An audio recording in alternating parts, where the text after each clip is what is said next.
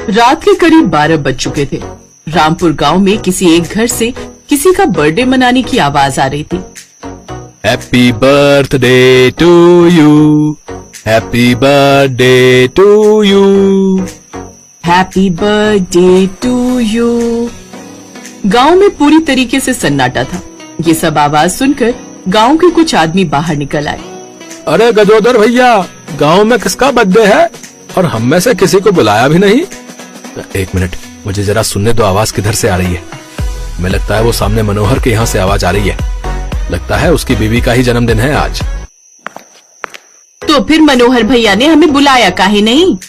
चलो चल के देखते हैं। अरे मनोहर बहुत कंजूस आदमी है, चुपके चुपके अपनी बीवी का जन्मदिन मनाए ले रहा है और हम लोगों को बुलाया भी नहीं।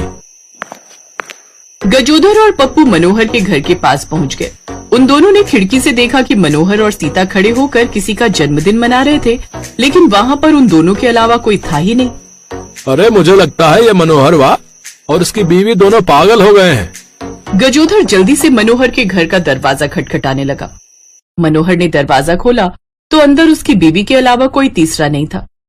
अरे मनोहर, अरे किसका जन्मदिन मना रहे हो भाई? आपको तो पता ही है हमारी शादी के 5 साल हो गए हैं, लेकिन हमारे कोई बच्चा नहीं है।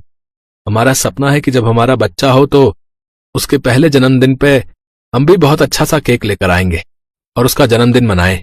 हमको एक बाबा जी ने टोटका बताया था।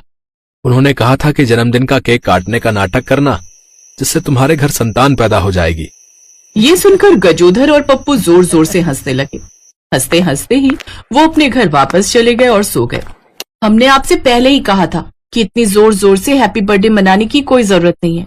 लोगों ने सुन लिया ना, अब क्या सोचेंगे गजोधर चाचा? खैर, दिन बीतते गए। मनोहर बहुत ही गरीब आदमी था। वो दूसरों के खेतों में काम करके अपना जीवन यापन करता था। उसकी एक ही चाहत कि उसकी एक बेटी हो और उसका केक काटकर वो लोग पहला जन्मदिन मनाए। कुछ महीनों बाद सीता गर्भवती हो गई। मनोहर बहुत खुश हुआ। उसने बहुत सारे आम के पत्ते तोड़कर उसकी माला बनाई और अपनी पत्नी को पहना दी। मुबारक हो सीता, मुबारक हो। बाबा जी का टोटका काम कर गया। मनोहर दिन रात मेहनत करता रहा ताकि अच्छे से उसकी पत्नी की डिलीवरी हो सके।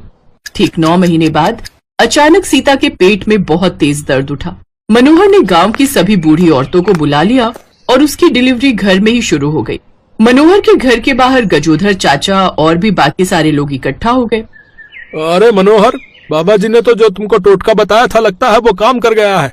अब तुम अपने बच्चे का जन्मदिन केक काट कर मना सकोगे। बस चाचा, सबका आशीर्वाद है।